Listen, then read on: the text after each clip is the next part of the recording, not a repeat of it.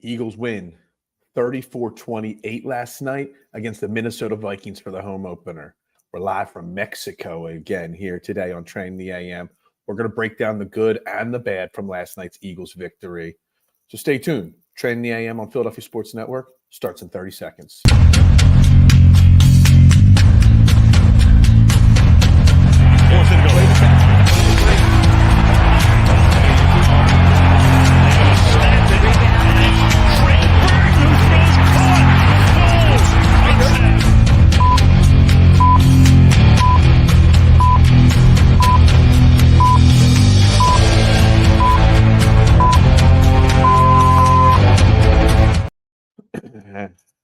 And a very good morning, everybody, and welcome to Trending in the AM right here on Philadelphia Sports Network. We're live, Facebook, YouTube. You know the drill. Hit the like button, the share button, the subscribe button. It's free to do it. It does not cost you a thing to hit that share button and that like button. So make sure you do that for me. I'm your host, Phil Stiefel, here at Trending in the AM, the only sports show where your opinions actually matter. And I'm sure you've got a lot of opinions coming out of Eagles' win last night against the Minnesota Vikings. Wasn't pretty the entire time, but a win is a win, kind of. But there's a lot to take away from the game. I'm down here in Cancun, Mexico, watching the game at the sports bar here at the resort. So no sound. So it was a different perspective. So I might not have gotten all the ins and outs of the game down like you guys have. So I'm really going to rely on you guys for your opinions on this show and what really went down last night in South Philly. But like I said, the Eagles beat the Vikings 34-28. I'm trying to pull the box score up here on another screen. They took care of business. They got the win. They're a banged up team, and they took care of business. So there's a lot of positives. There's a lot of negatives. But when it comes down to it, the Eagles got the win. And that is the most important thing, is that the Eagles got the win last night. They're 2-0. They've had a very sketchy start to the season, not what we expected, but big picture, before we talk about the game, we've always talked about how it's so hard to follow up losing in the Super Bowl the next year. We always see it. Super Bowl losing teams always struggle the next year. Well, they have come out and struggled this year, but they found ways to win those games. And that's what great teams do. Great teams always find ways to win. And that's a big part of it right there. So let's take a little bit of a dive deep into this game. And how did the Eagles, come away with it? So it was definitely a very sketchy start, a very slow start offensively. Things did not look right. They did not look in sync. On the first couple drives, a lot of, runs from Jalen Hurts that just were not going anywhere. A lot of, bad passing, little bit of everything that just wasn't right. And we saw it in the game against New England. We saw it again last night, that Brian Johnson's play calling, especially in the first part of the game last night, was not very effective. Brian Johnson still is yet to come to any form of rhythm in the play calling and offensive coordinator role that he is in now, which was one of the concerns this year coming into the season. Hey, I am on vacation, but the work never stops. And there is no beach at this resort, actually. There's a huge picture of a beach on the resort website, but there's actually no beach here. So it's just pool time. Nice float in the pool later today. But yeah, it wasn't pretty. Brian Johnson just hasn't been able to get into a rhythm. And something even though we went on and he switched to a run-happy offense, DeAndre Swift ended up with 28 rushes, 175 yards, and it was super effective. There's still something just disjointed about the offense so far. Something a little concerning about how the offense is playing so far. And I can't quite put my finger on it. Is he just not sure? Is he unsure of himself with the play calling? Or is something else off there? I'm not sure. Or maybe it's just because other teams have an idea on how to stop Jalen Hurts a little bit more. Maybe that has a big factor into it. But there's nothing that you can really say about the fact that DeAndre Swift had such a big game last night. Pretty much as soon as they decide to commit to running the football with DeAndre Swift last night, as soon as they made that commitment, everything turned offensively. I mean, the Vikings had no answer for stopping DeAndre Swift. And we've talked about it for years. This offensive line is built for run blocking. And the offensive line did their damage. We always say, Howie Roseman and the Eagles' philosophy is build the trenches. Where was this game won? Obviously with DeAndre Swift, but it was really won by the blocking from the offensive line in the run game. It was won on the defensive line, getting pressure at Kirk Cousins. Those trenches is how we won that game. But it does not stop, even though we were effective running the football. And eventually, Jalen Hurts got into a little bit of a rhythm passing the football because it was opened up by that running game. That you can't ignore that there's still some issues with this offense so far. And I can't figure out how to put my finger on the issues with the play calling or the disjointed feeling that you get when you watch this offense. It's like, obviously, no preseason games. They first 2 games since playing in Super Bowl, there's just no flow or rhythm. What were they doing in training camp and in the OTAs? That is just something that just feels off. Now, it might be different feeling from those that were watching with sound. We didn't have sound on at the bar. There was a live band playing last night. What's up, Adam? How are we doing this morning? How are you feeling after last night's game is the big question. Maybe there's a different feel, from those that watched it, in a much more controlled setting than I had here, but it just felt off. And it could be because of the lack of training camp snaps in preseason games. It could be Brian Johnson. It could be that this Eagles offense has been figured out. And when we go up against much tougher defenses, maybe we will have more problems. But we got a longer week.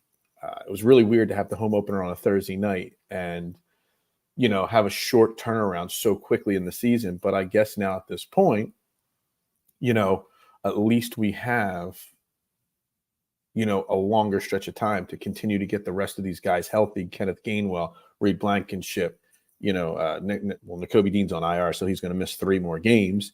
But James Bradbury, get these guys healthy and turn it around next week, week 3 against Tampa Bay. We also have so many road games to start the season. It's really weird. I'm getting off subject here, but it's really weird how this start of the season and the schedule is written for the Philadelphia Eagles. But at least we now have time.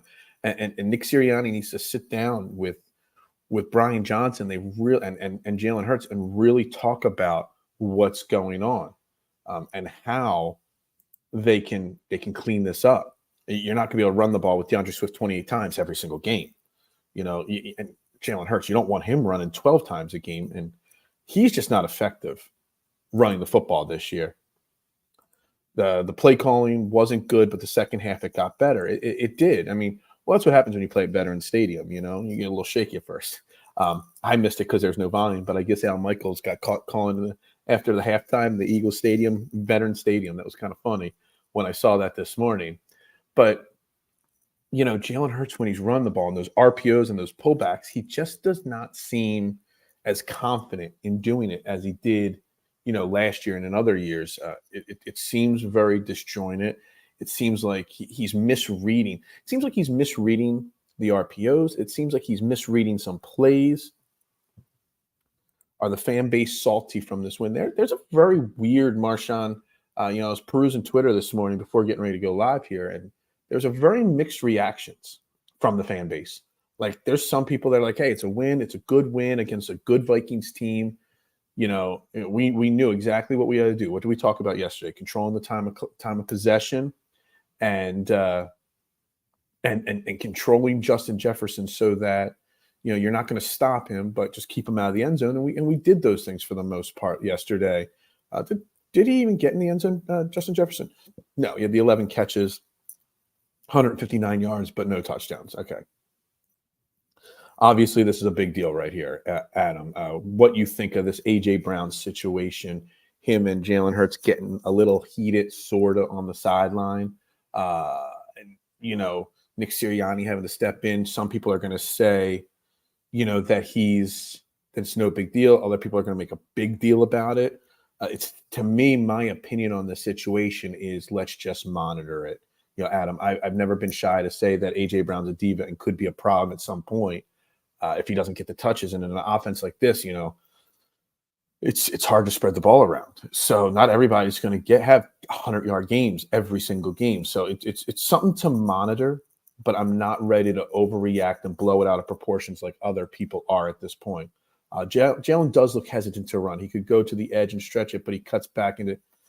Yeah, I don't know what's going on here. He does look very hesitant when he has to pull it down and go. He pulls it down at the wrong time. There was one play last night where he pulled it back, and DeAndre Swift had a wide open, lane to run through, but Jalen kept it. It was like a 2-yard run. Like, he's hesitant to run, but he's hesitant on making those decisions. He's getting beat up so much so quick. You can almost see that he looks like he's already in like week 12 in the way he's moving around. Like he's beat up already. And the way you stop that is you just don't call those kind of plays. It's pretty simple.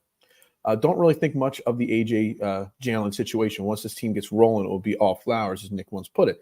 It's true, Marshawn. Once it gets clicking, but how long is that going to take for it to get clicking? And will more situations like this arise?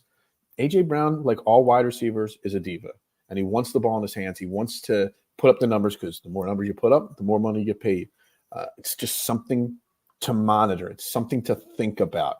Don't blow it too far out of proportion, but let's also not forget that situation is there. Good morning, Stephen. How you doing? Love this team so far. Gritty and finds a way to win. Look, a win's a win in the NFL. I mean, we're 2-0. You know what I mean? We beat a good Patriots team on their home opener, and the Vikings, they're not 0-2 bad.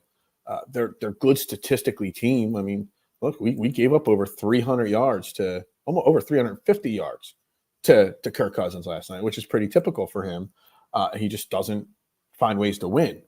What would you rather have Jalen Hurts put up 360 yards and lose the game, or is it the opposite? Would you rather 190 yards and win the game? That's all that really matters. What's up, Eric? How you doing? Do you think Jalen is fully recovered from that Bears game last year? Do you mean the injury? Maybe he just seems off. Even when he's thrown, like, who said it? Marshawn said that he's hesitant to run. He seems hesitant on the throws too. He just doesn't have that same bounce in his step that he had last year. So to me, that's even a bigger concern than the A.J. Brown, Jalen Hurts, disagreement. We're just going to call it a disagreement right now. I saw one play where Hurts tried to run and Goddard was wide open for a first down. He's misreading a lot of plays right now. And I don't know if maybe some of that's part of Brian Johnson. Maybe part of that is that he's not comfortable with the play calling as it's going yet, and that's becoming part of the issue. That very well could be part of it, Adam. So what I've learned from this team in 2 weeks is that they find ways to win. Defense bowed the offense week 1, and now the offense. Yeah, I mean, the defense didn't play as bad as people think. It wasn't great. It wasn't pretty. You knew they were going to put up yards with so many injuries, but they still played well. And Jordan Davis, Jalen Carter, Josh Sweat, obviously, that defensive front, monster game from them. Eric, what I fear from Jalen is not so much the physical, but more the mental aspect of running and get. Yeah, I mean, maybe he is worried. Maybe he is. I don't worry about his mental toughness, so to say, Marshawn. I just worry that if he's not in sync with Brian Johnson, when you're calling plays as an offense coordinator, when you're the quarterback and you got to call that play in the huddle, there's got to be 100% confidence in what's being called through your headset. And if he's not 100% confident, that's where some of this, mental part of it and this breakdown happens. Maybe. What's up, man, Chatter? How you doing this morning? It was a huge game from DeAndre Swift. I have not heard about the Avonte Maddox injury yet. Again, I'm down here in Cancun. I had no sound on the TV, so I'll learn about that over the course of the day here. I could see him putting too much pressure on himself and thinking about the contract. Dude, we've seen it before in all sports that sometimes the pressure of the big contract gets to people, and it's going to take him a little time to kind of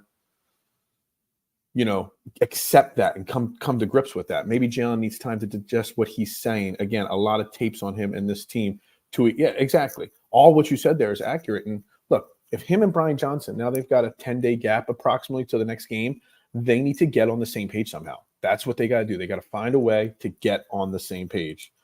Defenses are catching up with the RPO plays. They are stopping Jalen running outside, and our pass protection has been – the pass protection, Bobby, is spot on. I mean, They blocked running the ball fantastic, as they always do. It's the best run blocking offensive line in football. But a lot their offensive, their pass protection wasn't great last year either. Honestly, if you really sit down and look at the tape, the thing was Jalen was able to get rid of the ball fast. He was able to, read that blitz and where it's coming and get rid of it so quickly that he didn't get sacked as much because he was so quick. Now this year, he's a little bit more hesitant. It's almost like he doesn't know who's going to be where. Like he's not on the same page every play with the wide receivers and Dallas Goedert. Dallas Goedert's been wide open so many times in 2 weeks and just been missed. Seeing rather than saying. I got that. Let's see here. Here of a running back in 100. I mean, look, you think the Minnesota Vikings are missing Dalvin Cook? I mean, Madison, who was the backup, for so long and always was a great little spot fill-in. He eight carries for 28 yards last night, 3.5 yard average. He's definitely just not Dalvin Cook. I mean, you can't run against this defensive line anyway, and you knew they were going to pass a lot anyway with the injuries in our secondary.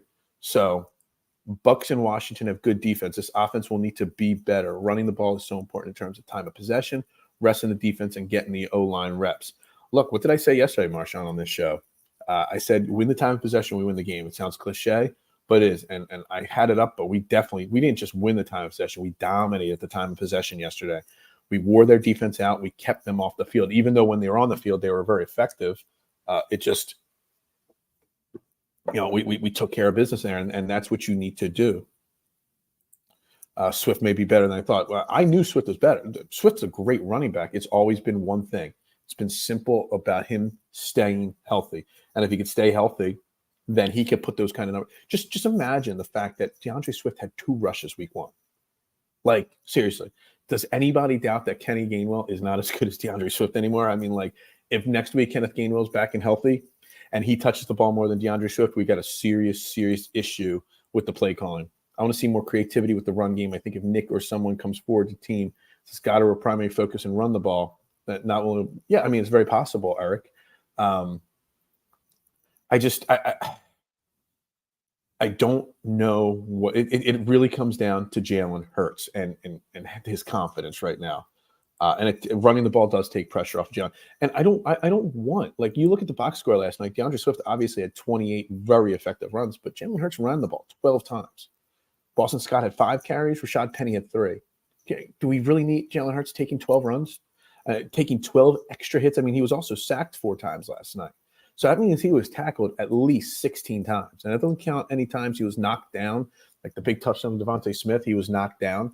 I don't need Jalen Hurts getting hit 20 times a game. And, he doesn't have happy feet per se like Carson Wentz did at the end of his time in Philly. But maybe the getting hit is starting to already wear on him, and that's a problem.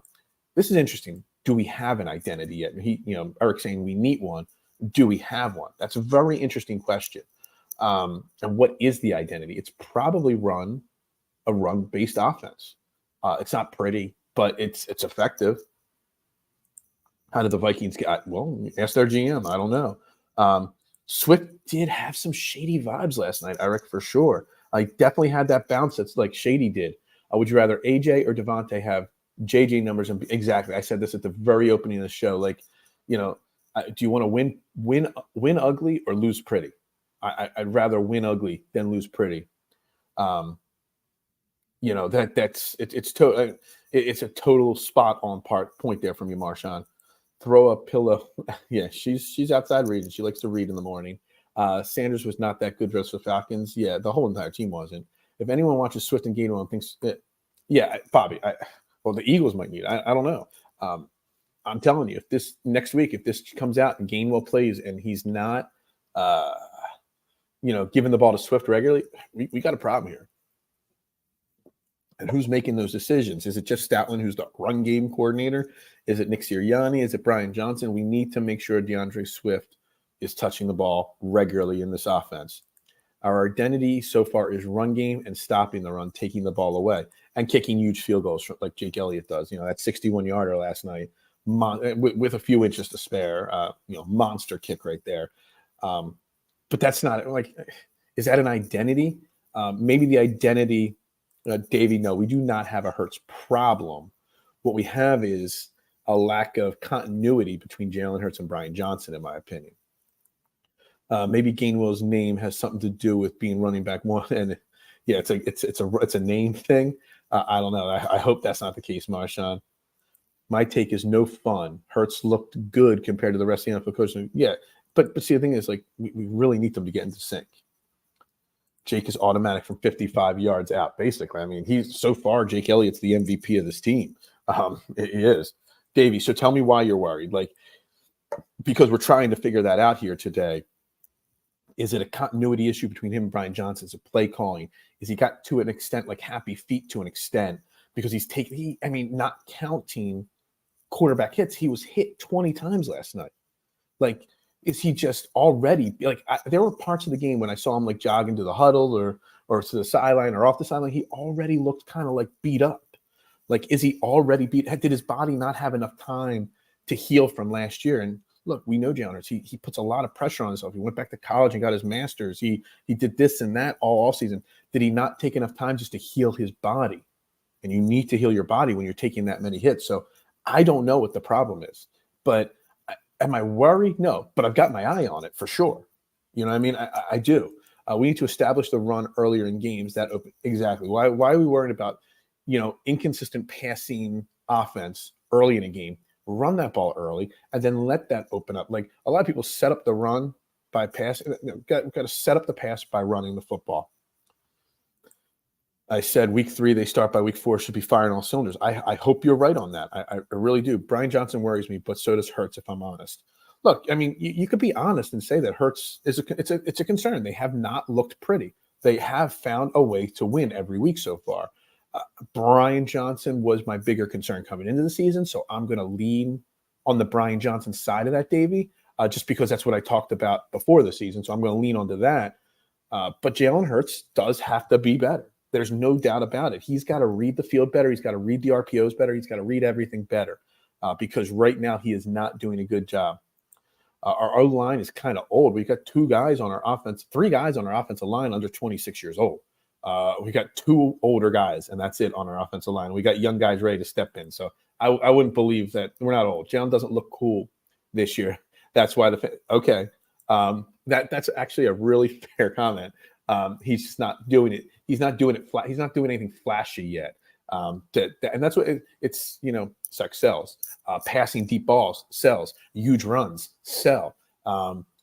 Plodding your way down the field, running the football with short little dump off passes, that does not sell. So yeah, that's a part of it too, for sure.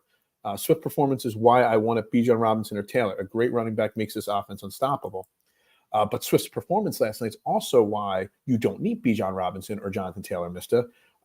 Swift's performance last night proves that you could put a really good running back cheaply back there, not Kenneth Gainwell, somebody that can handle the rock 20-some times a game and be very effective when this offensive line is moving. I was saying it during the game to the 3 other people watching the game in the bar last night. It was like, dude, you're the best run line in football. Just move the ball down the field that way, and that opens up so much else. Not sure how it helps your football game. Well, I mean, it doesn't, but it helps you as a man. It helps you as a person, accomplishing that. But maybe it took some of the time from the recovery of his body. He could buy for, yeah. They looked old. Okay, well, they were run blocking a lot. That takes a lot out of you. That Devontae Smith was a great pass, absolutely. And that was set up at him by the run play, the running game. Those defensive linemen and linebackers and safeties had to come up because we were just running the ball 8, 9 plays in a row. So they had to come up. And that gave Devontae Smith room to get over the top. And yeah, exactly. Like, it's not pretty, but we are 2-0. Great teams find ways to win these types of games. Not great teams like Minnesota. I mean, Minnesota put up over 400 yards offense. So great teams find ways to win. Bad teams lose those games. That's the difference. It's week 2. It is week 2. But we were a running team last year though too. Yeah, exactly. And for some reason they're starting to get away from it at first in these games. And I don't know. I think there's just something wrong with Brian Johnson. Just needs maybe some time to get into a rhythm, to find out what works, to find the right form. Everyone just assumed that Brian Johnson and Jalen Hurts were going to sync up instantly because he's known Jalen Hurts since he was 2 years old. That doesn't mean that you're going to make a good offensive coordinator and quarterback combination. Just like Jalen Hurts and A.J. Brown, they're best friends. It doesn't mean they're a great pair on the field. They are, but I'm saying it didn't guarantee that.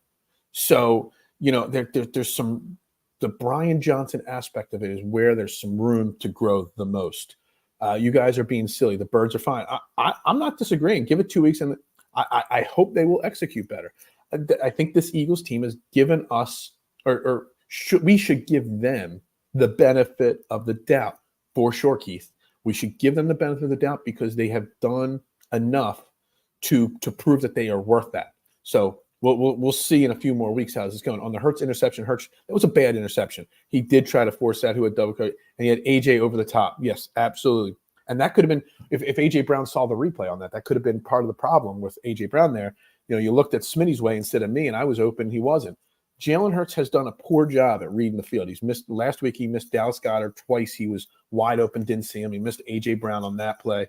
He's just not seeing the field properly, and he's not seeing the middle of the field. I mean, you look at the passing chart of Jalen Hurts last night.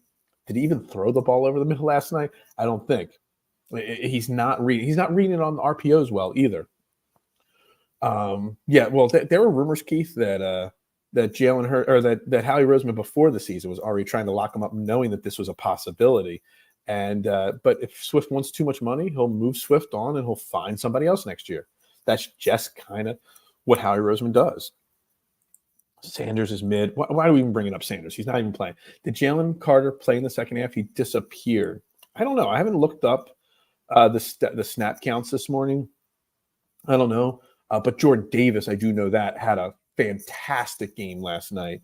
I mean, he was getting who said he's only a run stopper? He was getting in the backfield on pass plays, and he had a sack and he had a knockdown on Kirk Cousins. It was last week. It was the Jalen Carter game. This week it was the Jordan Davis game. Give me a second. Let me see if I can find the snap counts really quickly here. I want to see Eagles snap count, and normally it pops up on Jimmy Kempski's page or one of the others. I got it off of Jeff McClain's page really fast there. Nope, that's last week's because that has Kenneth Gainwell on it. That says September 11th as well. This was 1 hour ago. Okay, so this, whatever site I'm going on here, Eagles Wire, I must be getting it on there. All right, let's see here. So Jalen, it's on defense. Evans, Joby, and Slay played 100%. Nicholas Morrow, by the way, played really well on defense last night. Fletcher Cox played a lot of snaps last night, 76%. Jalen Carter played 48% of the snaps last night on defense. Jordan Davis only played 29% of the snaps last night, but they were very effective snaps last night. So, we'll get into that in a second. Correction, the Birds are hot. Yeah, okay. Just have patience, guys. This is the beginning of a dynasty. It's not the beginning. It is the dynasty already. I don't want to see any quarterback. Yeah, we talked about this last year. We were talking about it before the year. Just, you don't need to pound Jalen Hurts' body like that. It's just not necessary. Jordan Davis has played fantastic. Let's take nothing away from him. Josh Sweat had a fantastic game last night as well. I would never take anything. And Kyle saying it too. I would never take anything away from him. The defensive line as a whole played fantastic. Milton Williams had good plays last night. Fletcher Cox is playing it. Could you imagine Fletcher Cox on this left? Fletcher Cox is playing like a 28-year-old kid again, 25-year-old youngin again. Like he's playing really well. Are you getting out of here, Mad Chatter? Well, have a good one if you are. I mean, I know it's 10 o'clock already. On your time, guys. It's only 9 a.m. here in Mexico time. So, but Fletcher Cox is playing fantastic football right now. It's really refreshing. And not just refreshing, it's surprising. Like, we all expected Josh Sweat to have a huge season. We were hoping Jordan Davis and Jalen Carter had big seasons. But Fletcher Cox, I don't know if anybody really expected what we're seeing out of Fletcher Cox. I don't think we expected this much. He's in the backfield all the time. He's making big plays. He's out there playing a lot of snaps. He's playing very effectively when he's out there. I'm surprised he was on the field for as many snaps as he was. I mean, Hassan Reddick played less snaps than Fletcher Cox last night. That by 5. That's That's shocking. I'm looking at the snap counts here. Dark Barnett, he played 14 snaps. Avonte Maddox obviously got hurt. We're going to have to learn what's up with Avonte Maddox. We better hope that James Bradbury comes back soon. Eli Ricks got 1 play on defense. Sidney Brown had 4. And let's give some credit to the linebackers. Zach Cunningham played great last night. Nicholas Morrow played better than I thought he would, I guess. I wasn't expecting much. I mean, I couldn't wait to cut him. And in a pinch, he stepped up and played really well last night. Nothing special, but played really well. I mean, you think about it, we got crushed by TJ Hawkinson on that first drive. And then the rest of the first quarter, all second, third quarter, till the late in the game, we were playing mostly prevent defense. They were able to hold TJ Hawkinson pretty much locked down there. So that was a really solid performance from a very underwhelming linebacker group. Sweaty celebration is perfect. Yes. We don't talk about Avonte Maddox and his injury stuff very much. But him and Dallas Goedert always get hurt. So it's something that is, needs to be discussed more, but doesn't get talked about. The key to stopping Hurts is the passing game, is to play zone defense. That way you keep eyes on him if he scrambles. Defenses that play zone. Yeah, absolutely. I think that's a very fair statement from you, mister, right there. Justin Evans made some big. Yeah, Justin Evans played. So a lot of the guys that I was down on after week 1 or in the preseason actually played pretty solid last night. A lot of those guys did exactly what they needed to do to kind of prove their worth to an extent. Justin Jefferson is so generational. And I know everybody's going to talk about his fumble out of bounds and how it's a stupid rule and stuff like that. And it is a dumb rule. Don't get me wrong. But it's a rule. And it's been a rule that's been around for as long as we know. So, you got to take the good with the bad. But Justin Jefferson, you couldn't stop him. You were never going to. Even if James Bradbury was out there last night and Avonte Maddox didn't get hurt last night, you weren't going to stop Justin Jefferson. You were just going to hope to contain him. I said it. I said, win the time of possession battle, keep Justin Jefferson out of the end zone. And what did we do? We dominated the time of possession. We kept Justin Jefferson out of the end zone, and we won the game. So that's very, very, very, very good. Did you see? Yes, I thought he was. It did look like he had slowed down. It did look like he was not running full speed there. Adam saying Maddox left the shoulder and Quez left the hamstring. Yeah, I saw the hamstring. I don't know, how serious either injury is at this point. As soon as the game was over, we went back to doing what we do at resorts, drinking and having a good time. And yeah, this morning I haven't really done too much reading to find out. So hopefully Quez is okay, because we really don't have much at wide receiver right now. And Vontae, you better hope he's back soon, because with James Bradbury out, for who knows how much longer, you really need him out there. And Josh Jobe played okay. He got a little out of spots. He showed his inexperience last night, Josh Jobe, a few times. But you're also going up against some great wide receivers and a quarterback that knows how to pick apart teams' defenses. And you, to an extent, it was like a bend, don't break defense. You gave up the yards, you gave up the points, but not too many where you couldn't win the game. So how many rules are there that benefits the offense? It's not a dumb rule in terms of the discrepancy in rules that favor the offense. I think that's an interesting comment right there. It's a rule. It doesn't matter whether they change rules every year. They do.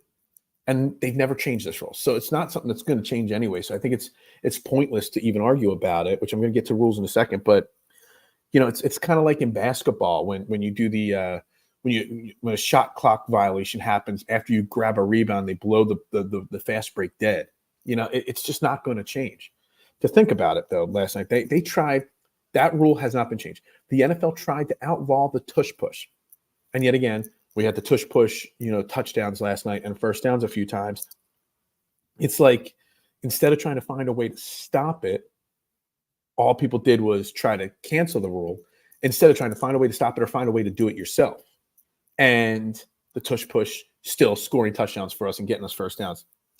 He can't. And we've talked about this so many times that, he's a great slot corner, one of the better ones in the NFL, but he's not out there.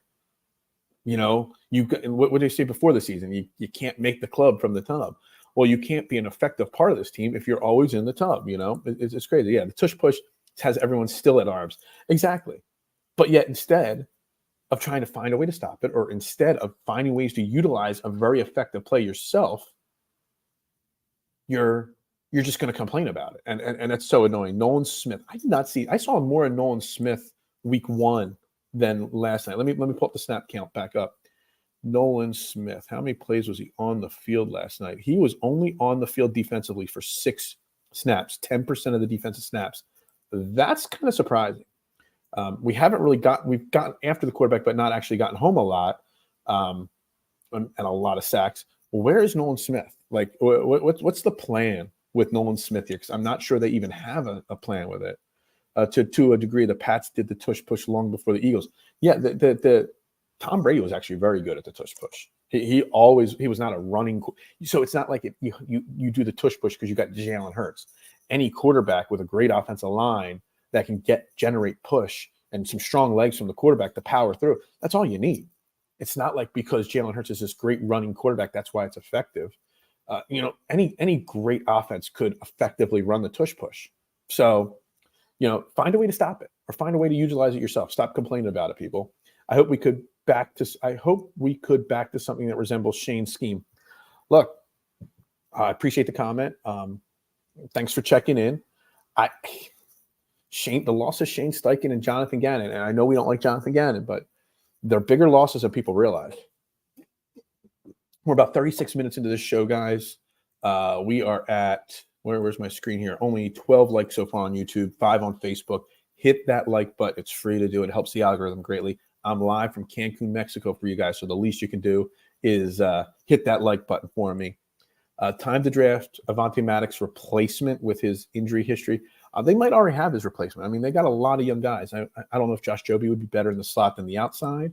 You got Ringo, you got Ricks, you got a lot of guys. Goodrich, who played okay. I mean, nothing bad, nothing great. But you can't keep relying on Avonte Maddox when you've already got a banged up secondary and he goes down. He just can't tackle without getting hurt. The plan with Nolan Smith is let his shoulder heal. That's very possible, Keith. Maybe his shoulder is still a little too banged up. But if that's the case, Keith, maybe he just shouldn't be playing, period. I know you can't, sell it to the fan base that your first round pick isn't dressing because he's banged up. So they're dressing him because of that. But yeah, I mean, maybe the shoulder is a bigger problem than we let on. Hold on, Nolan Smith here. Let me see something. I just want to read one thing here. So he's not playing much on defense, but he was one of the top guys. He played 12 special team plays. So he was out there probably on punt team, and he was probably on kick team too. So he is at least playing in that aspect. And that was kind of what Nakobe Dean was last year.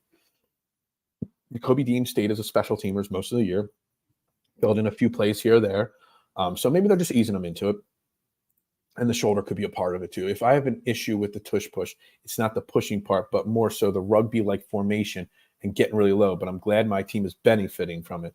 I mean, it's just part of the game. I don't agree. I mean, the rugby part, that's just finding a play that works. Are they going to, pick any other play? Say some team mastered the flea flicker or something like that. Are they going to eliminate the flea flicker? Say a team masters the jet sweep. Are they going to eliminate the jet sweep? Look, if there's a play that's working, you keep running it until a team can figure out how to stop it. It's hard to stop, but you could do it. Maybe have Nolan play linebacker, not edge. His speed could be. Yeah, I saw somebody talking about that on social media yesterday afternoon. Maybe Nolan Smith should start at outside linebacker or something like that, just to get his athleticism on the field a little bit more. But like Keith said, maybe it's the shoulder. Maybe they're just easing him in with the shoulder a little bit more. Brian Johnson should more mimic Steichen's play calling from last season instead of trying to reinvent the wheel. Absolutely. And so maybe, he needs to, sit down this week and really think about what worked. Sit down with Jalen Hurts and Nick Sirianni. What worked, what doesn't work. Look, Brian Johnson, he's never done this before in the NFL. So there's going to be growing pains, and we've seen them through 2 weeks. But as Peanut says here, a short week and we won, and the beard is in Cancun, all life is well. Exactly. We are 2-0. Good teams find ways to win. It's plain and simple. Remember when the Wildcat was the hottest thing? They didn't exactly. The Wildcat was such a new, creative, innovative thing that no one had done effectively before. And it was so effective and everybody loved it or hated it. But you know what? It went away because it was a long-term thing. But it went away because teams found ways to stop it. Um, they stopped it, and that's how it went away. No one's stopping the tush push. So why stop using it? Why outlaw it? Every good team loses coordinators. Great teams find ways to make it up. Also, Hurts needs to set up and tell the coordinator. Exactly. And I don't think Jalen Hurts is a guy to be shy about his opinions. He won't do it publicly. He'll do it privately. And since they have such a great personal relationship, he shouldn't feel worried about going to him and telling him what he wants and what he thinks they should do. But they've got a long week now, and they really, really need to like hone in on what's working and what's not and figure it out because, yeah, we got Tampa, we got Washington. We're going through the easy part of the schedule. We're making the easy part of the schedule very difficult. So when we get to the hard part of the schedule, we need to have this clicking on all cylinders by that point. What an amazing weekend of football after getting this done. Exactly. I'm not even going to worry about football the rest of the weekend. This is the last show till I get home on Wednesday morning. We'll do a show. But I'm not even watching football on Sunday. It's going to be chilling, enjoying vacation, and those kind of things. This is it. This is it for football and trending for me for a few days. I'm going to really try to take it easy the next couple of days. Have you been to Sammy Hagar's Club, Cabo Wabo? No. I don't leave the resort. When I come to a resort like this, there's everything here. There's 4 restaurants, 6 bars, giant pools, great service. I've got a beautiful oceanfront room here. I don't leave the resort when I come down here. I just stay in the resort, enjoy the amenities at the resort, enjoy my time with my wife. So that's what I try to stick to on these vacations. I don't really get into the going out on excursions and checking out the towns and stuff. Since Jalen got paid, Eagles trying to protect Jalen from injury. So play calling is going. But JoJo, and I appreciate the comment, JoJo, I kind of feel like they're not protecting him, though. Like, I feel like they're calling these RPOs and he's trying to protect himself, maybe. I don't know. Like, he's very ineffective or very indecisive on the RPOs and the runs. And he's run into a lot of trouble a lot of the time. So I don't know if they're protecting him. I think maybe he's protecting himself, maybe. I don't know.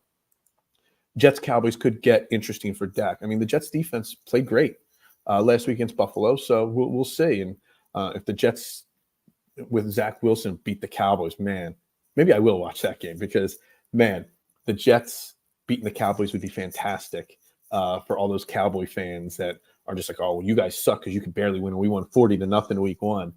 So that would be a very, very interesting play there. Oh, that's not coffee. So anyway, again, we're at 14 likes now on YouTube, guys. Make sure you hit that like button. I greatly appreciate it as we continue to go live here from Cancun, Mexico. What else from this game stood out to us? Let me take another dive here into this box score. Obviously, we've talked about the A.J. Brown and Devontae Smith stuff. We've talked about DeAndre Swift, receiving the ball. I mean, are we surprised that Rashad Penny was used so minimally last night? Are we surprised that Boston Scott had more touches than Rashad Penny? I don't know. I don't know what the plan is there with him. Britton Covey, again, had a nice return. No, he didn't. He had a fumble last night. Are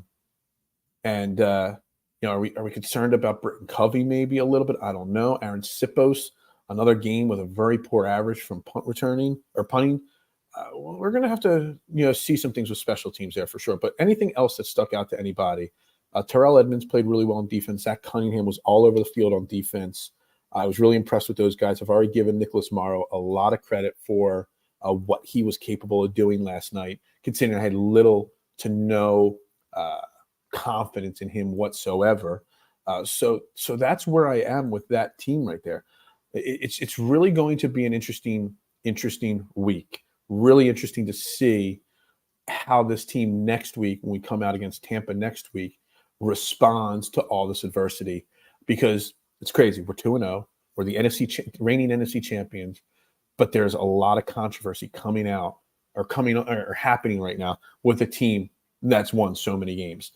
It's really interesting to see. So what they need to do this week is they're going to need to work on cleaning all this up so that they can have a clean game, a clean win. Look, Tampa Bay next week, they got a great defense.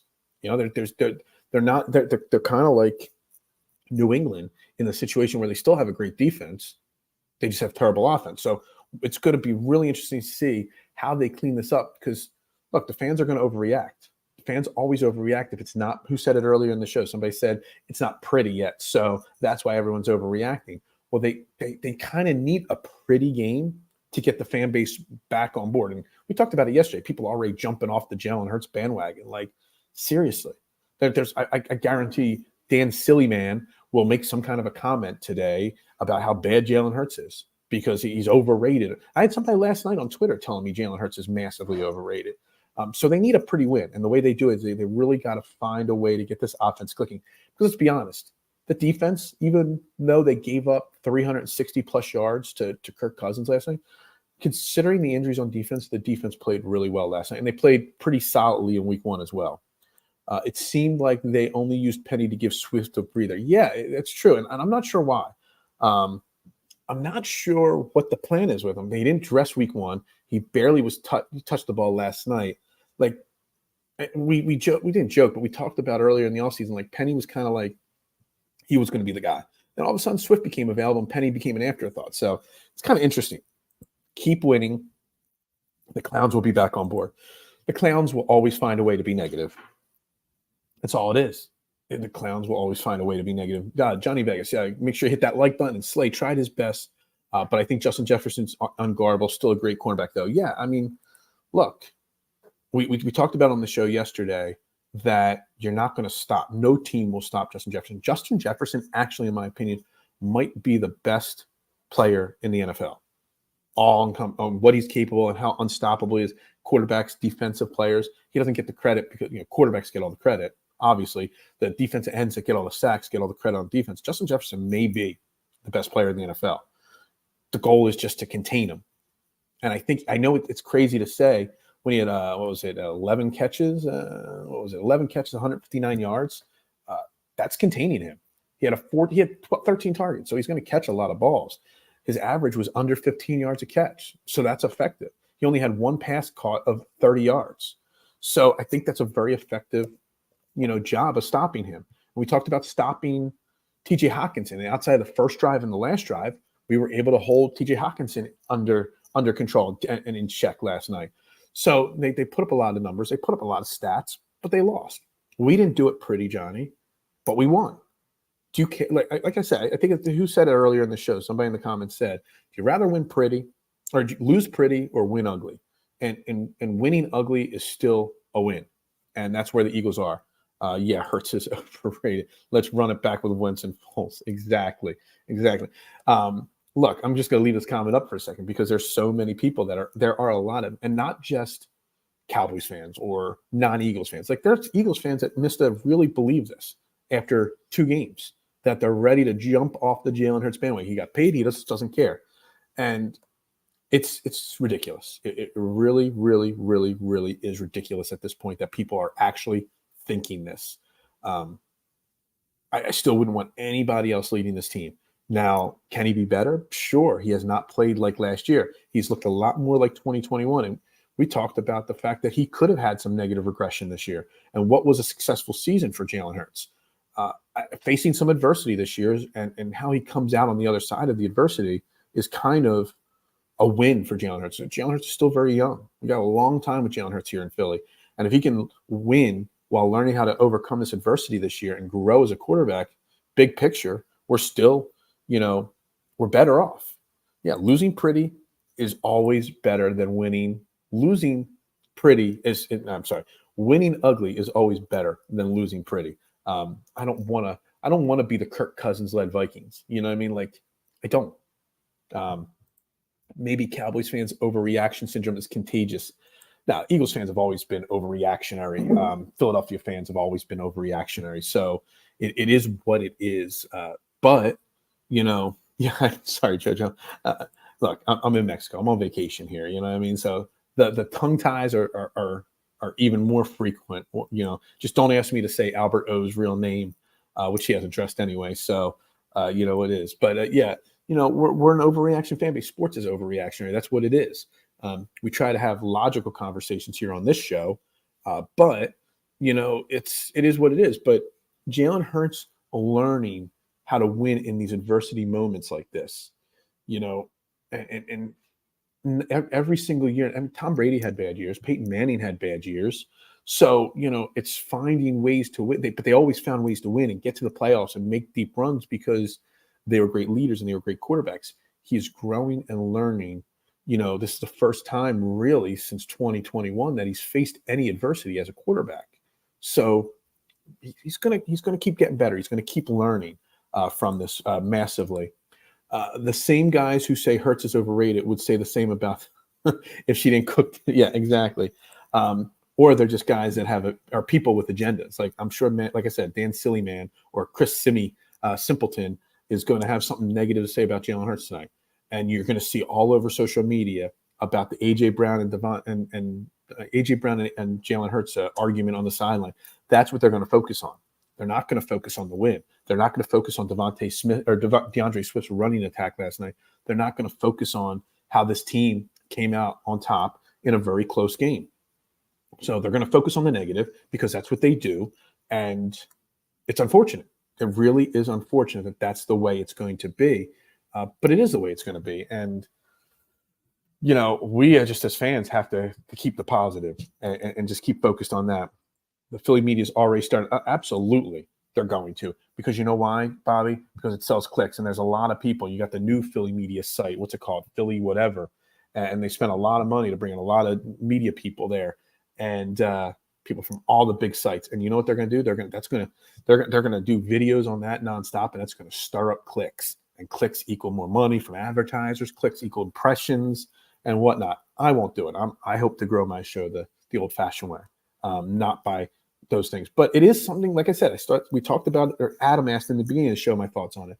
Look, it is what it is. It is something, but it's just something to monitor right now. It's not something to overreact to, but a lot of people will overreact to it. I hate all the negativity from some of our fan base. You're the mod on that page. I mean, I know, and I see some of those posts on that Facebook page, Kyle. It's disgusting. It's a pain in the ass. I don't know how you are an admin there because it's got to be so difficult to handle that. I'm disappointed Goddard hasn't broken any tackles and got some of the. Well, he's got to be targeted a little bit more. He's not getting the ball frequently enough, and he's not getting the ball in space enough. And Jalen Hurts is missing him on a lot of reads, not passes. Like he hasn't overthrown Goddard or anything like that. He's just missing the read on Goddard. Goddard's had a lot of opportunities in the 2 weeks. He's just not being found. And I think that out of anything, if I'm going to have any concerns with Jalen Hurts, it's that he's not reading the field very well this year. That was one of the things that he needed to still continue to improve on. And he's actually regressed in 2 weeks over last year on finding the soft spots in the defense, pulling back the ball when he needs to or not. He's kind of making a few mistakes, but he's learning, and hopefully he's growing from this. Philly media and fan base are the saltiest about winning. Exactly. And they were pissed he left and didn't talk to them after the game. Who did? Sorry, as soon as the game was over, I was out of the bar. I didn't watch any of the pre or post game shows. I don't even know what's going on with that. So did AJ Brown not talk, or I'm guessing? Media will try to make the Hurts AJ thing like McNabb TO ordeal. Oh, absolutely they will, Johnny. Without a shadow of a doubt, they're going to try to turn it into something like that. Hopefully the friendship between the two, hopefully the professionalism between the two. AJ left. Okay, I gotcha. I don't see it becoming as big of a deal as the McNabb TO ordeal, but it's something to keep an eye on because, AJ Brown, I said it before, AJ Brown is a diva. He's a big, big ego. He thinks and knows he's one of the best wide receivers. And, he sees Justin Jefferson getting 13 targets in a game, and he wants that. But he also wants to win. And I think in the end, that'll win out. We played a lot of pretty games last year, including the Super Bowl, and yet we still lost. Do you think Mahomes and the Chiefs are complaining about that ugly Super Bowl win? Absolutely not, Marshawn, because you know what? A win is a win. That's all that matters. And I'm less worried about the AJ Brown, the Jalen Hurts thing out of anything over the first 2 weeks. That is on the bottom of the pecking order, in my opinion, of problems or things to worry about, things to talk about. We are talking about it, but it's at the bottom of the list of most important things to discuss. Like it really is. Like it does not worry me anywhere near as much as it does anybody else, because there's so many other problems to worry about right now. The difference is Hurts and AJ are close friends. It is, and if you remember when McNabb and T.O. first joined up here in Philly, they pretended to be like best friends, like they were on TV all the time, giggling and laughing and doing commercials and interviews together. But it wasn't a real friendship. It wasn't a real like connection there. Like AJ Brown and Jalen Hurts have been friends for a very long time, and it was just more him voicing. Look, I mean, the Jalen Hurts interception, which was a bad throw, bad read, bad throw. AJ Brown was wide open over the top, and AJ Brown was just frustrated because AJ Brown's a perfectionist, just like Jalen Hurts, just like half this team is, and he just wants to make sure Jalen knows. Now, I don't want to see Jalen Hurts forcing the ball to AJ Brown. Because that's when you start forcing the ball, that's when even more mistakes happen. But Desperate Housewives T.O. commercial, yeah, I remember that. That was that Monday. Was it a commercial or was it like the intro to Monday Night Football when he's in the locker room and he's like, I'll be out later because the one girl was there. That's funny. I forgot about that till then. I don't even remember that girl's name. Anyway. Travis Kelce and George Kittle always get yak yards after the catch. I thought Goddard was on their level. We got to get him the ball in the right place. Goddard's not on Travis Kelce's level. I don't think George Kittle is on Travis Kelce's level. Travis Kelce is on his own level. Kittle and Goddard and Waller and Ingram and Hockenson, they're all on the second level. Which, speaking of Travis Kelce, like, and we talk about the Philly media and how they're always stirring up problems or just not. Did I read on social media that one of the media members of the Philadelphia media members after the game last night, instead of asking Jason Kelce about the game, one of them had the gall to ask Jason Kelce if his brother was officially dating Taylor Swift or not last night. Like, is that what we're really talking about? Are we really talking about that over something else? Like that to me just goes to show what this Philly media has turned into about clickbait and stuff like that, where they care more about Taylor Swift and Jason Kelce's brother versus the game that we just watched. What's up, K1? How we doing this morning? Goddard needs some more size, too. I mean, Goddard needs to stay healthy, too. I mean, we talked about Avonte Maddox today getting hurt a lot, and Dallas Goddard gets hurt all the time. We're up to 25 live viewers right now. Make sure you're hitting that like button. We're only at 16 likes on YouTube, 5 on Facebook. Make sure you hit the like button. The more people are liking it, the longer I'll stay live here. This will be the last show till Wednesday next week when I'm back home, back in my regular routine. But I'm going to enjoy the rest of vacation here after this show today. That missed PI call on AJ was terrible. The reffing on both sides, like we got called for some things that shouldn't have been called for. They missed some calls on our side. The refs missed some calls on the Vikings side of the ball too, on things that should or shouldn't have been called. So the reffing last night, I'm not going to blame the reffing for anything, but it definitely wasn't very, very clean, the referee job last night. So it was Tony Gonzalez asked about that. Okay, not Philly. Sorry. I just saw the question. I assumed it was a Philly media member because that sounds like something, but that's even worse. It's a national media guy. My question is, how was Marshawn? How was Jason's reaction to it? Like, did he just like stop? I'm out of here, or did he fake chuckle on it? Because I can't imagine Jason Kelce wanted to answer that question in that situation. Robbed AJ of a touchdown that would have made everyone happy. Absolutely. AJ Brown had 2 touchdowns called back last night or missed opportunities because of penalties. So, look, we made some penalties last night. Got to clean that up. You should be ebullient this morning. I'm happy. I'm just a little tired. Not tired, just, it's been maybe I'm just relaxed. It's vacation mode right now. This is vacation mode me right now. Very, very chill. Bobby saying, what about the 61-yarder? I mean, I said it earlier in the show, Bobby. Jake Elliott is the MVP of this team so far, without a shadow of a doubt. I don't think anybody is as effective as. I mean, Jake Elliott's one of the best kickers in football, and we're lucky to have him. And we joked last week or 2 weeks ago. Someone put in the comments, "When will the conversation is Jake Elliott greater than David Akers?" I mean, I don't think I was seeing David Akers hit 61-yarders all the time. So. Maybe it's time to say that, and that he's the best kicker in Eagles history at this point. He just laughed it off and gave a vague, no comment answer because it's Tony in primetime TV.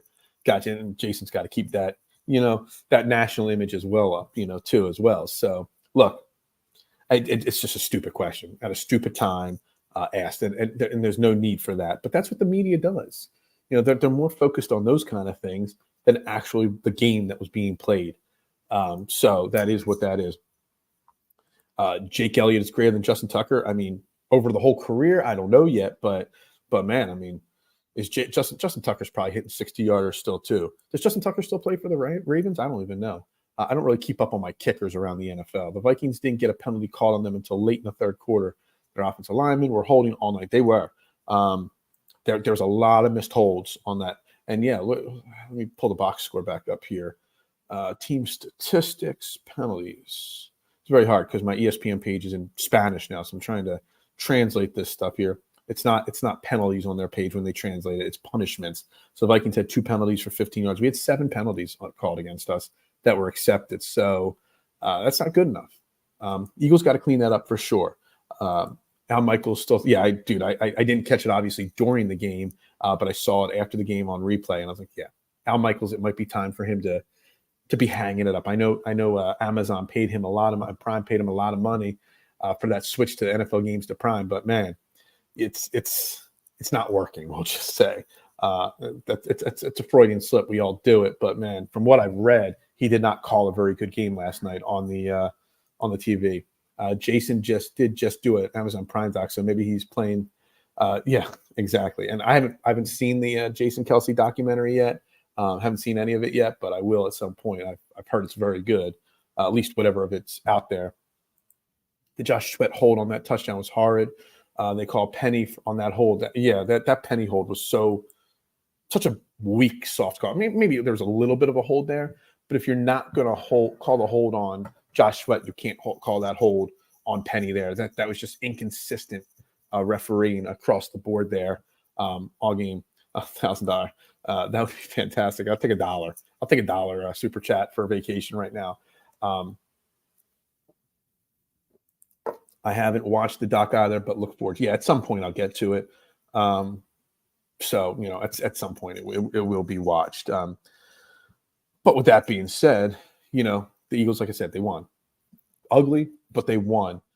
Looking forward to this longer week. Like, we won't do a show again until next Wednesday. We're going to need to hear a lot from the coaches, a lot from the media, a lot from the players about how to get this team better, how to get this team, on the same page. And it's going to come down to Brian Johnson and Jalen Hurts getting on the same page. I'm never watching that doc. It hurts too much. It's true. It's a fair point. A.J. Brown need to chill, relax. Yeah, I mean, it's. I hated the start of the schedule. How he started on the road. Week 2 had to play Thursday night football for our home opener. And I think 3 of our next 4 games are on the road again. Like, the schedule didn't seem right. It just didn't seem fair to defending NFC champions. But this longish week here, because we played on Thursday night football, couldn't have happened at a better time. It gives the Eagles plenty of time to figure out some of these problems that we're having, work out the kinks, get some of these injured players healthy, and get cranking for week 3 through week 3 through 6 till we face their first real tough test in the New York Jets. So I'm still happy with what we have outside of our secondary. I think we are top 10 everyone on the field. I think we're top 10 even in our secondary at times. Justin Evans played better last night. James Bradbury being hurt, it's a big deal. It was a big loss. And Josh Joby didn't have a great game, but didn't have a bad game. But our secondary is good when healthy. The problem is, are they going to stay healthy and long-term enough? AJ will be fine. Great playmakers want to make plays. Absolutely agree with you, K1. Without a shadow of a doubt, he just wants the ball. And he doesn't. I don't even think he cares if he doesn't get the ball. It's when mistakes happen. And I think the interception that Hurts threw was probably one of the points that he was just trying to make. You got to make sure you see me, because I was open on that play. He just doesn't want to see the team fail. And there were some concerns, throughout that game. There were points of that game you're like, shit, we might not win this game. And A.J. Brown was just firing it up, So it's nothing to worry about at all, at least not yet. It's just keep an eye on it. That's all. Smitty ain't even thinking about what wide receiver number he is, because he knows he's MFA. I like that. It's a great comment, Eric. When AJ gets that maturity, he'll unlock his potential in this offense. I think AJ's fine. I'm not worried about it. Not worried about it at all. It's equivalent to last preseason game. Sloppy, but now we have 10 days to prep for regular season. Yeah, I mean, we've got time now. We got time to get ready. We got time to get healthy. and just figure out how to get Jalen Hurts and Brian Johnson, because that's the key. Everything that we've talked about today, it all comes down to Jalen Hurts and Brian Johnson getting on the same page. Brian Johnson figuring out what works and doesn't work, making a strong commitment to run the ball to start the game, and that opens it all up. Look, you complain about Dallas Goedert last week, A.J. Brown this week, who's getting the ball, who's not getting the ball. But look, Hassan Reddick last year, 16 and a half sacks, didn't have any in the first 2 weeks.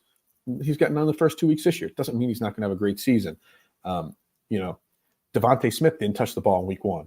And he had 100-plus yards and a touchdown last night. So, it is what it is. Oh, Baker Mayfield. Yeah, we got Baker Mayfield next. That's real scary for our defense.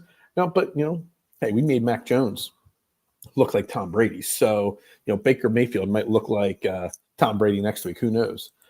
Every football team I've ever played on had wide receivers crying about not getting the ball. It's annoying. Just play the damn game. Yeah.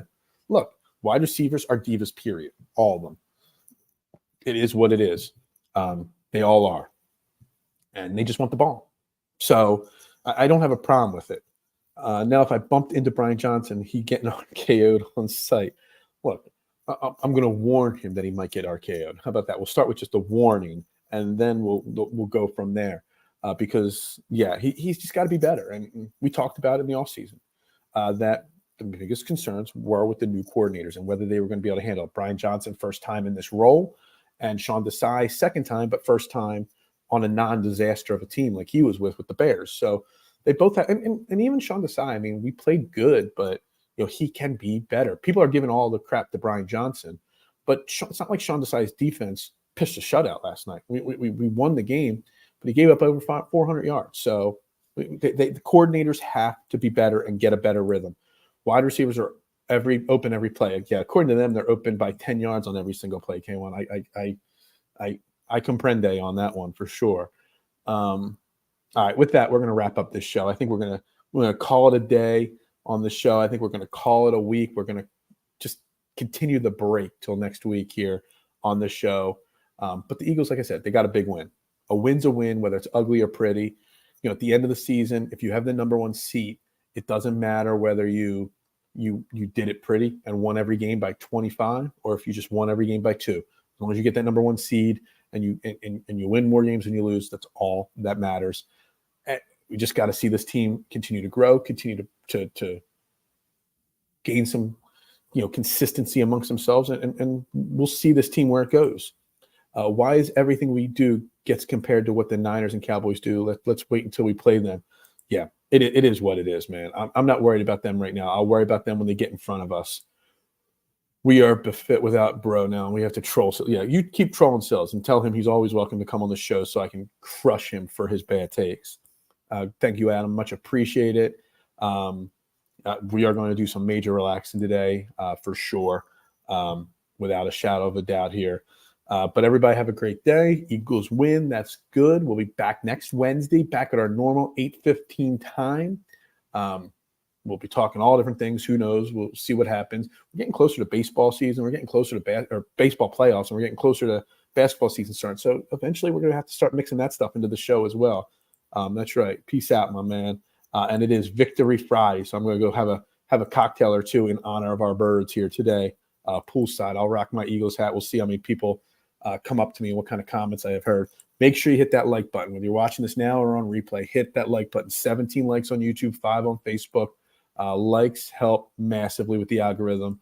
They help everything grow on this show. So I greatly appreciate everybody's time this morning. Appreciate you all listening in and chatting with me today.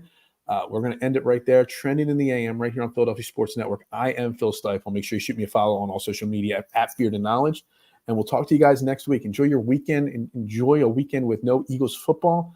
And yeah, we'll see you next week, guys. Go Birds.